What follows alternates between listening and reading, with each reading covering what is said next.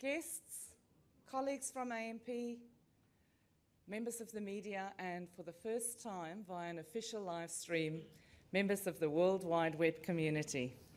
It's time to amplify, so welcome to Amplify 2013. In preparing for today, I realized that we've never actually shared the story of how Amplify has come about. And if feedback is a gift, believe me, failure can be the jackpot for creative experimentation.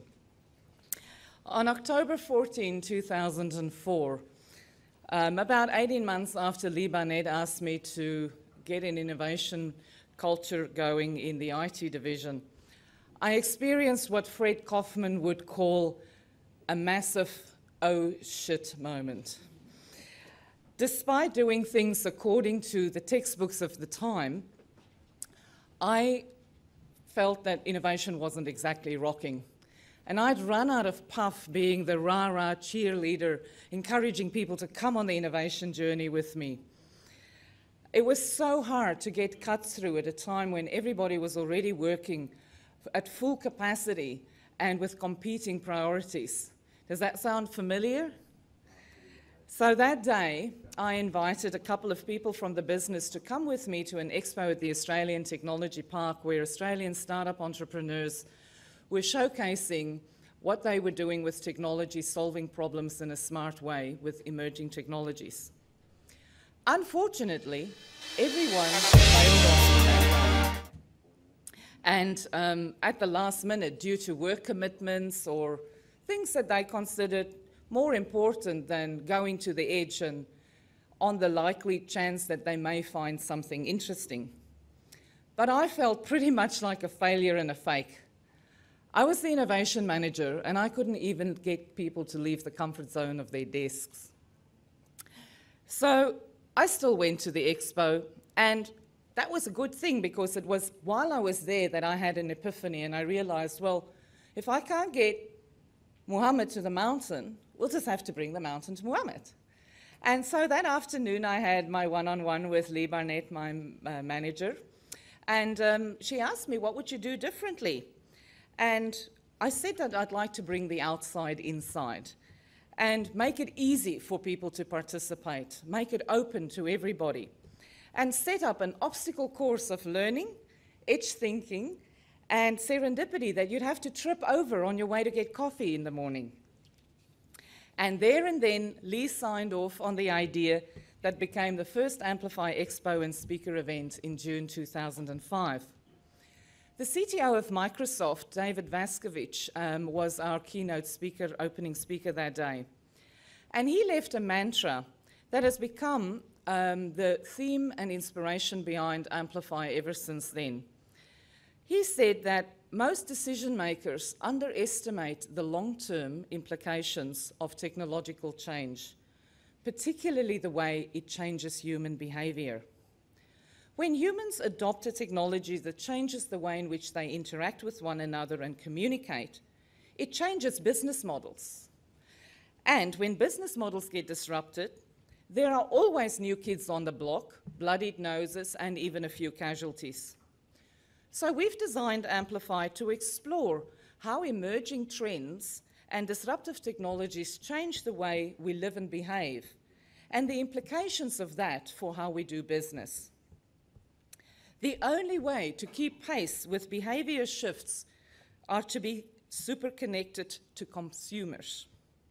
The connected consumer is fortunately also the connected employee.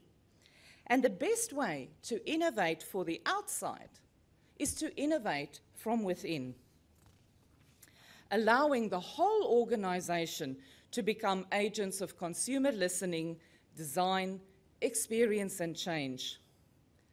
And it is not just the customer and product touch points, but it's also about the technology, the processes and the policies that drive the connectedness of the entire ecosystem, which is why Amplify looks across disciplines and beyond the industry that we're in, and even beyond the borders within which we operate.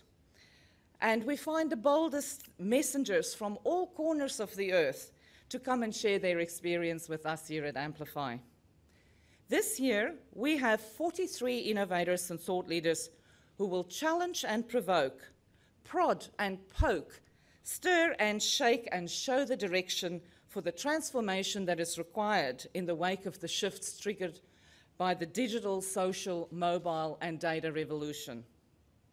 So let me summarize for you what you can expect to get from Amplify Festival this week, and its companion program, Samplify, which maintains the momentum in between the festivals. Firstly, a space for fearless learning and experimentation. A platform to plug every person important to the customer promise into the grid of the connected enterprise. And 3, a culture that values creativity and imagination, because imagination is not an event, it's a way of life. My thanks to all who have supported this vision since its inception, and those of you who've joined along the way to grow Amplify into Australia's largest corporate learning and innovation platform. And to my team of incredibles, and beyond them, the AMP staff, and the volunteers that have put their effort into making Amplify possible, I hope you feel as proud as I do today of what you've accomplished. I also want to acknowledge our sponsors, and we will have a function tonight exclusively for acknowledging them, but particularly Optus Business for believing in Amplify and continuing to invest. Also our industry sponsors and speaker sponsors, and our creative event partner Vivid, and also our media partner Boss Magazine. To the speakers, thank you for accepting the invitation to be mind shifters, transformers and teachers, and enter into the conversations, workshops and idea labs across the next 5 days. Michael Schrag said, "Oh, Annalie, work me when you're here." And then when I did, he said, "I didn't think you'd take that 4-letter word so seriously." So we hope you find the experience of Amplify, which is not just a talk fest, but very much a do fest, something worthy of sharing with your networks, and encourage others to come to Amplify in future. Now, talking of doing, there are many ways in which people can participate in Amplify this week. We've bookended every day with an Ideas Lab session for staff to take actions from these sessions and create innovation. We also have created many ways in which people can participate in the social conversation. So I do encourage you, if you haven't downloaded the Amplify app, or get involved in Twitter, or use our hub conversation thread, which is our intranet. And of course, our 2009 Amplify innovation idea that has become our company-wide innovation platform. Idea Frontier will again be the speaker, host the CEO Challenge this year. We have a Bright Sparks PhD night tomorrow night, which is one of the most popular events at Amplify. And once again, your actions there will determine the winners. We have a new innovation called the cheerometer. And so you're going to be able to cheer for the winner, and I encourage you to come along to that. We also have a pop-up hub this year, which is another outflow from Amplify 2011. So the pop-up hub is installed in the AMP Capitol building as an experimental co-working space. So if you've ever fancied the idea of working with creatives, or in a different space, or in a coffee shop, please go and test it out this week, because it's there for you to experience. And then, of course, give us feedback. Finally, the expo is on Friday, which is how Amplify really started out, which is where teams get to showcase the ideas that they'd like you to support and bring into the business. This year, we've taken a leaf out of crowdfunding models like Kickstarters and Possible, and we're going to give you all digital dollars so that you can feel like a venture capital investor as you go along to the expo and vote for the ideas that you think should be invested in. And now it's time to make way for our opening speaker, Craig Dunn, AMP's chief doer and CEO. Craig became the CEO in January 2008 after serving as managing director of AMP Financial Services since 2002. But I think it's Craig's work in different cultures like Malaysia and Indonesia, where business environments and values are so vastly different to our Western thinking, that must have rubbed off and cultivated a leader that's truly open to difference and who truly values and espouses diversity. I couldn't believe when a couple of months ago I was invited, along with many other AMP leaders, to a diversity workshop across 3 sessions. And Craig was in all of them. And it was there that Craig made the special point of emphasizing the significance of diversity of thinking that we need to champion in our business. So, ladies and gentlemen, to launch a festival that's all about diversity of thinking, I now call on Craig Dunn. Craig.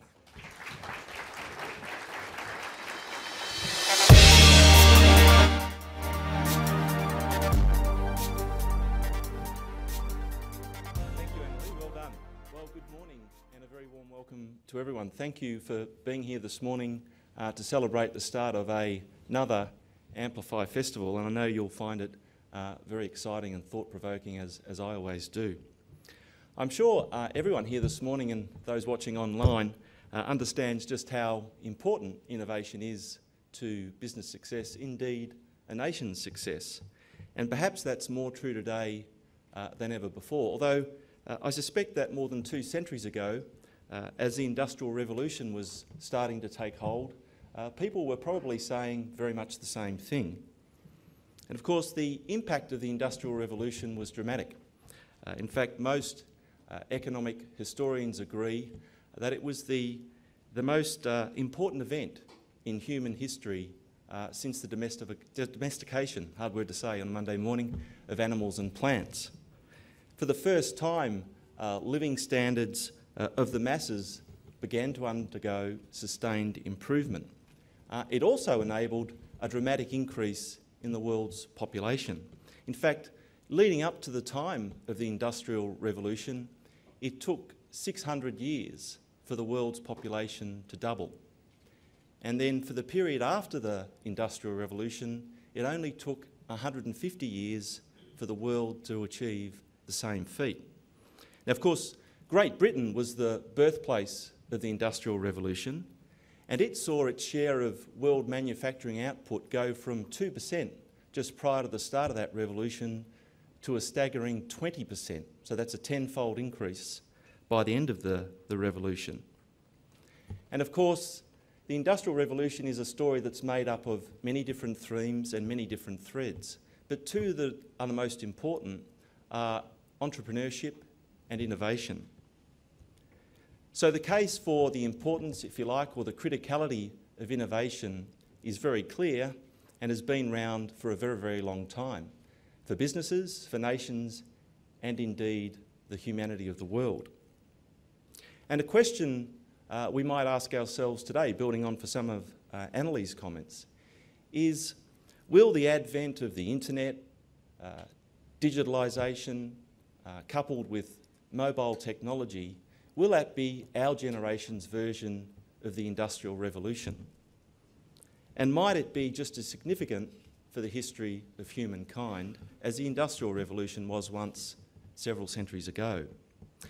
Now, innovation, of course, is a theme of this festival, and there are many, many people in the audience who are much better qualified than me to opine on the drivers, or what's critical, if you like, to cause innovation to happen in a sustainable and ongoing way. But the view we take at AMP is that it must be imbued in our culture. A culture that has to be centred on the customer or client, and as Annalie said, a culture that fits seamlessly, if you like, with the outside world. And it would be easy to think of Amplify as just another corporate event, but that would be, of course, missing the point. Because what Amplify is designed to do, or what Amplify is meant to do, is to help shape and nurture innovation as a way of doing business. Amplify is also a very tangible demonstration of our organisation's commitment to fostering innovation. It's a festival to share ideas with one and all, both in and outside AMP, to feed our curiosities and to spark our imaginations. It's an opportunity for all of us to take energised thinking, take inspired ideas back to our teams, and more broadly to our communities to change things for the better. And it's also an opportunity to celebrate collectively the ingenuity and creativity of humankind and of so many individuals and businesses who are here with us this week and are speaking and joining the conversations that we'll have for the next 5 days. So this morning I want to reflect briefly on the importance of building a culture of innovation through catalysts like Amplify. Because innovation is clearly one very significant way that businesses and nations can drive productivity and growth and ultimately deliver better outcomes for everyone in the fast-changing world we're living through. So let's talk a bit about that change in our world today. And to me, what's most staggering about the change that we're all living through is just not the extent of the change, but it's the speed or the pace of the change that's happening in the world today. And again, if I go back to the Industrial Revolution as a metaphor for that pace of change, when the US was industrialising in the 19th century, it took nearly 50 years for it to double GDP per capita, if you like, double the incomes of its population. When Japan industrialised in the 20th century, it took only 33 years. And there's a very big country to our north that's got more than 1 billion people that has also just industrialised, and it took only 12 years, and that, of course, is China. And that, I think, is a good metaphor for the pace of change that we're experiencing around the globe. Now, if we look at home and look more locally in Australia, it has also changed very dramatically over the past 30 or 40 years. Not everyone in the room will remember this, but in the 70s, if you were around, we lived in a very regulated and probably pretty boring time. It was a very protected world, and frankly, the government controlled pretty well all the economic levers of the economy.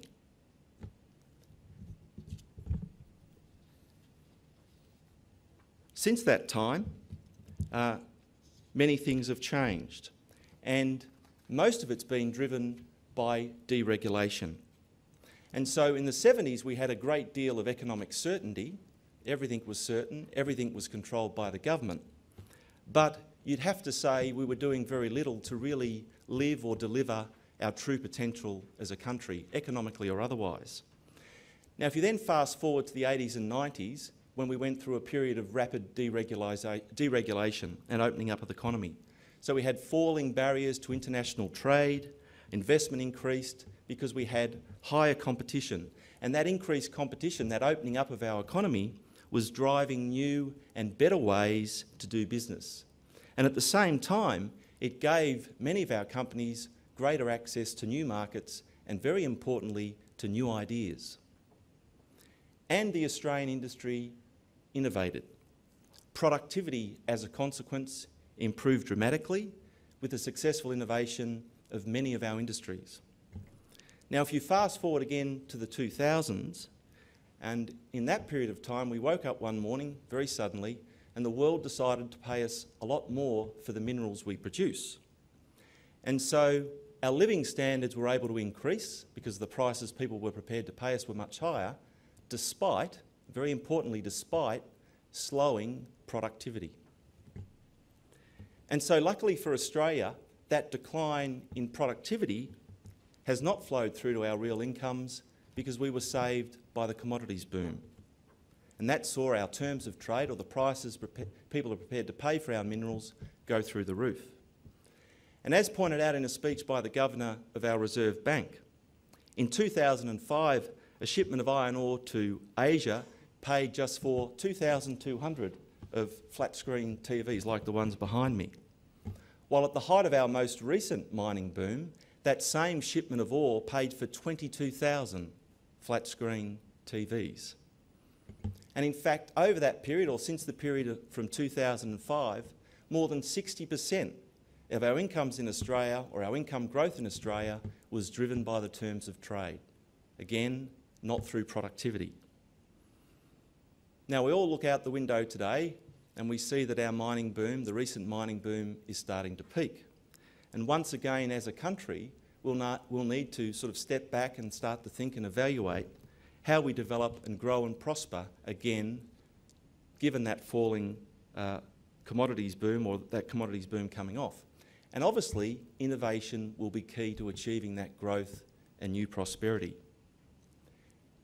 Now, Australia's story also has interesting parallels to some of the industries in which we've all worked, including wealth management and financial services, which is clearly AMP's primary industry in which it does business.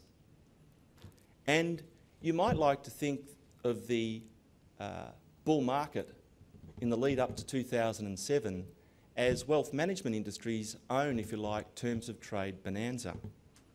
And you also might like to think about it as masking some of the challenges and changes in our industry, just as the commodities boom, I think, has done for our broader economy.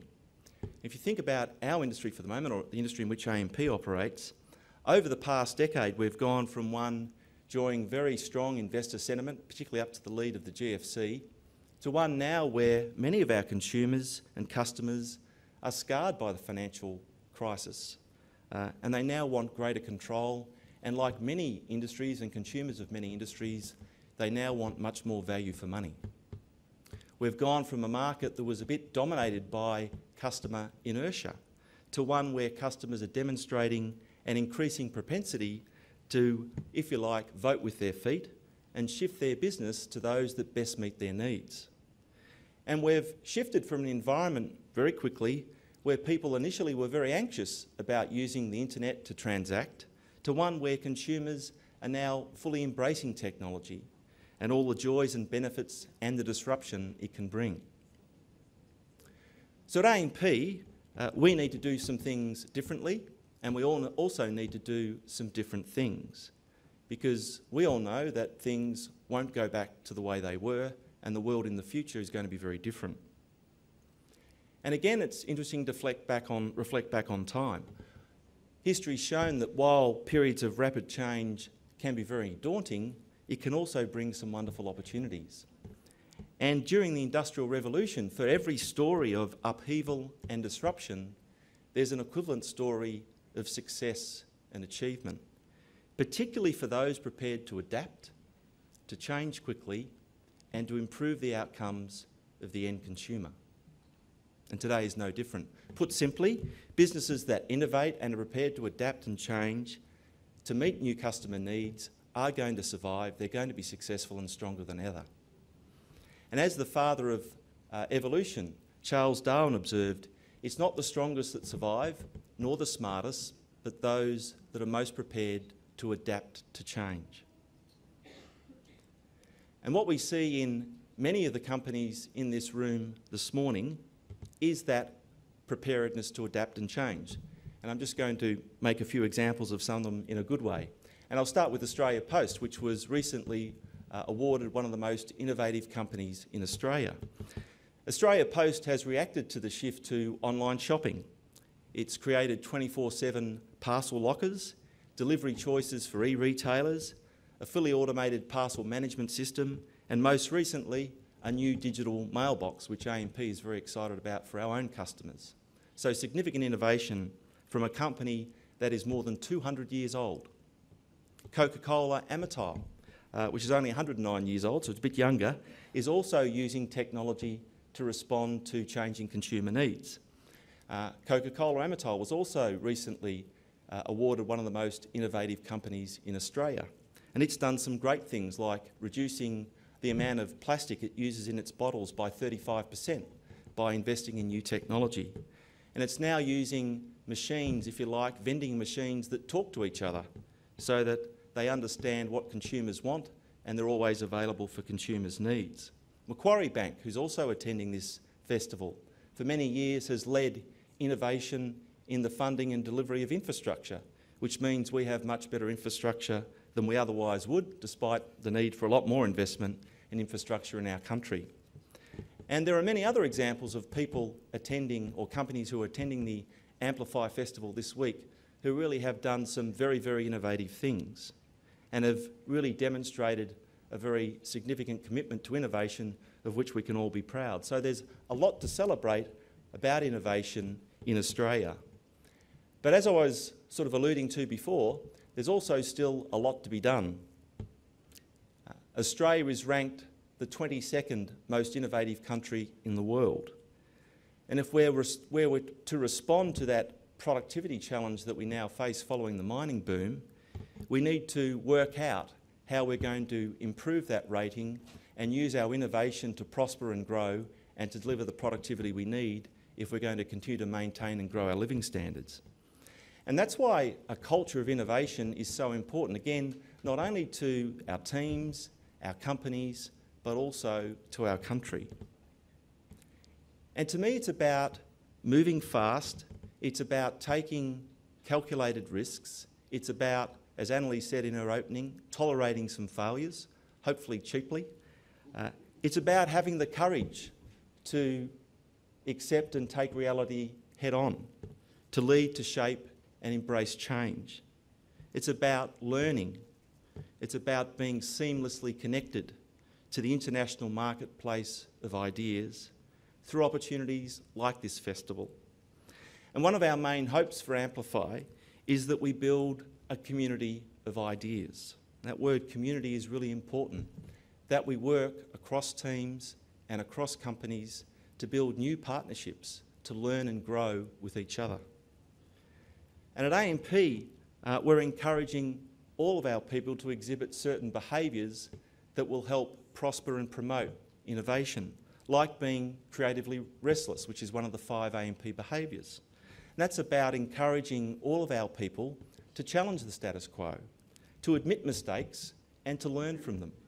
It's about being prepared to adapt and to change and taking those calculated risks that I talked about before. And it's also about inspiring people to be connected to the end customer, the people that matter most, and to be connected by promoting and encouraging diversity of thought and diversity of ideas and diversity of experience, and openly sharing those ideas in a way that centres our focus on the customer and how we can improve the experience for customers of AMP.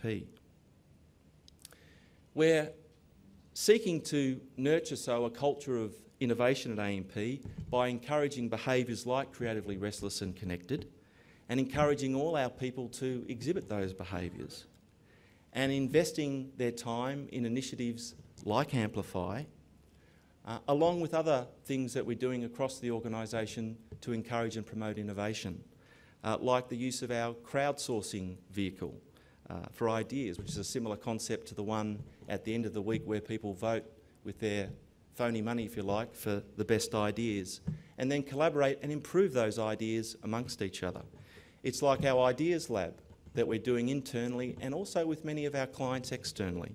And it's about an innovation board that Lee Barnett and Jonathan Dean chair.